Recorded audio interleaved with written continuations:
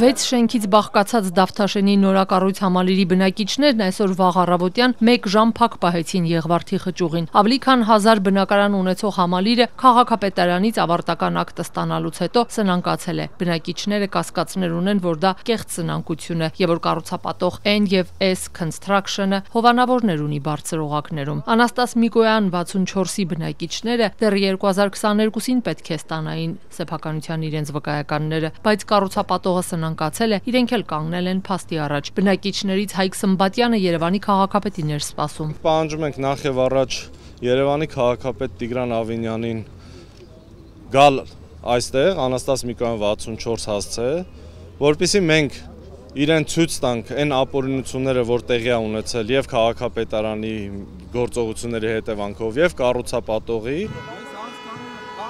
Բնակիչները սպասեցին, բայց Տիգրան Ավինյանը չեկավ։ Ակցիայից ժամեր անց քաղաքապետի մամուլի խոսնակը Facebook-յան իր էջում գրեց. «Քաղաքապետը գործուղման է, բնակիչներին կընդունի ապրիլի 16-ին»։ Հայկ Կոստանյանն ընդգծել է Միկոյան 64-ի խնդիրն առնչվում է պետական տեղական ինքնակառավարման եւ իրավապահ մարմինների լիազորություններին։ Բնակիչներն անցած շաբաթ էլ կառավարության առջեւ էին ասում, անցած սեպտեմբերին ծավալուն նամակ են փոխանցել կառավարությանն ու իրավապահ մարմիններին, մինչեւ հիմա պատասխան չեն ստացել։ Ռոման Ալավերդյանը հիշեցրեց, դեռ անցած շաբաթ կառավարության առջև հայտարարել էին այսօրվա ակցիայի մասին։ Մենք նախազգուշացրել էինք մինչև այդ 5-7 օրը կառավարության դեմ։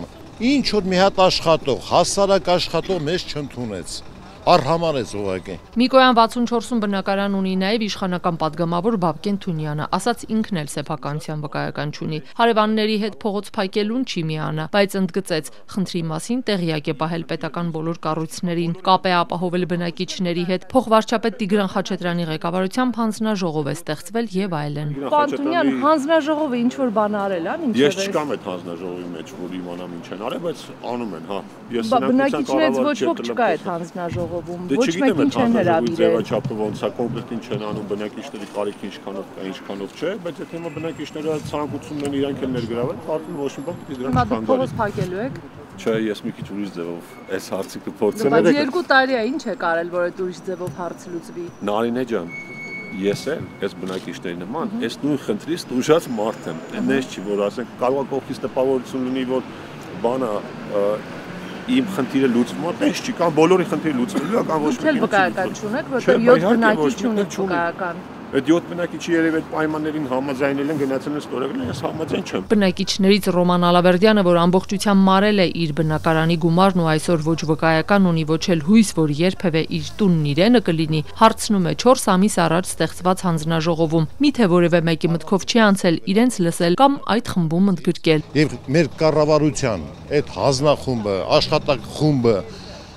ներգրաված մարդ չկա մեզանից։ Մեր շահերը պաշտպանում են չիմանալով ինչի մասին է խոսքը։ Կառավարությունից որևէ մեկը բնակիչների հետ հանդիպման չգնաց ոչ նախորդ շաբաթ, ոչ այսօր փողոց փակելու ընթացքում։ 1 ժամ Եղվարդի խճուղին փակ պահելուց հետո նրանք խոստացան, որ բողոքի ակցիաները շարունակելու են, մինչև չստանան իրենց հարցերի պատասխանները։ Օրինակ, քաղաքապետարանն ինչու է շուրջ 10 անգամ հաստատել կառուցապատողի շենքն ավարտին հասցնելու պայմանագրային ժամկետը երկարացնելու դիմումը։ Ինչու է թույլ տվել, որ համալիրից 4000 մետր կառուցապատողն առանձնացնի ու վաճառի տեղում նոր շենք կառուցելու նպատակով։ Քաղաքապետարան ինչու է 4000 մետրը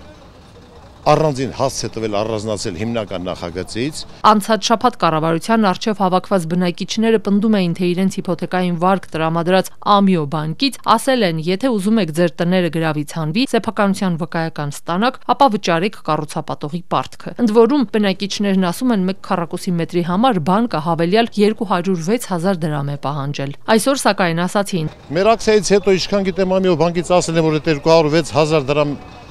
մետր քառակուսու համար դա ձեր համար չի, բայց կոնկրետ չեն պատասխանում։ Կառուցապատողը պետք է տա, ասում են կառուցապատողը սնանկա չի կարողանում տա, ով է տալ այդ փողը։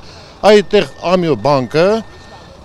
արդեն չի կարող պատասխանի։ Բանկից ի դեպ չեն պատասխանել անցած շաբաթ ուղարկված մեր գրավոր հարցմանը, իսկ կառուցապատող N&S Construction-ի ու նրա հետ փոխկապակցված KR Construction-ի Facebook-յան պաշտոնական էջերում հրապարակված մի քանի հեռախոսահամարներով ընդհանրապես կապ հաստատել չի հաջողվում։ Բաժանորդը, որ ինձ զանգահարել եք, այս պահին զանգեր չի ընդունում։ Կառուցապատող ընկերությունը նախկինում եւս անպատասխան է թողել ազատության հարցերը։ Բնակիչներից Հայկ Սմբատյանը պնդում է, սնանկացած կառուցապատողները խաղից շահած են դուրս գալիս, տուժում են հասարակ քաղաքացիները։ Երբ որ փոխանցման ակտերը փոխանցվում են բնակիչների սեփականության իրավունքները, առաջանում է ավելացված արժեքի հարկ։ Հետագայում բնականաբար շահութահարկի հարցել է առաջանալու, այսինքն առնվազն մեր հաշվարկներով մոտավորապես 16 միլիարդ դրամի հարկային պարտավորություն չի մարվելու սնանկության վարույթի շրջանակներում։ Բացի դրանից Երևան համայնքին մոտավորապես կարող է 800 միլիոն դրամի կարգի լինի անշարժ գույքի գծով հարկային պարտավորություն, որը էլի չի մարելու։ Իդեպ այս մասով մենք առնվազն էլի հարցեր ունենք քաղաքապետարանին, թե ինչի 3 տարի շարունակ քաղաքապետարանը չի պահանջել այս կառուցապատողից այդ անշարժ գույքի հարկի վճարումը։ Որովհետև եթե մենք բնակիչներս անգամ 5000 դրամ այդ հարկի գծով պարտավորություն ունենանք, հաստատ արգելանքներ կկիրառեինք։ Մենք հանգում ենք այն եզրակացության, որ հովանավորչության հետ գործ ունենք, հիմա մենք ուզում ենք հասկանանք ով է հովանավորում։ Բնակիչները մտավախություն ունեն, որ Երևանի մյուս բոլոր կառուցապատողները նույնպես կգնան իրենց կառուցապատողի հետքերով, կսնանկանան ու բնակիչներին ձեռնունայն կթողնեն։ Եթե այս կառուցապատողը եւ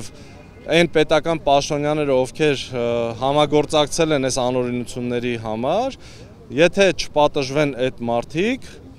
ձնագնդիկի էֆեկտով բոլոր մնացած կառուցապատողը նույն ուղիով գնալու են։ Բնակիչները տեղեկություններ ունեն, որ սնանկացած կառուցապատողի հետ փոխկապակցված այլ ընկերություններ Երևանում նոր շենքեր են կառուցում։ Օրինակ կառուցապատվող Ֆիրդուսի թաղամասում այս կառուցապատողը մի քանի լոտ ունի։ N&S Construction-ի ամենախոշոր բաժնետերն ըստ պետական ռեգիստրի Աիդա Հովանիսյանն է։ Նրան է պատկանում ընկերության 62.5%-ը, իսկ KR Construction-ը պատկանում է Կարեն Կարախանյանին, ով ըստ հետքի հետաքննության Աիդա Հովանիսյանի ամուսնու եղբայրն է։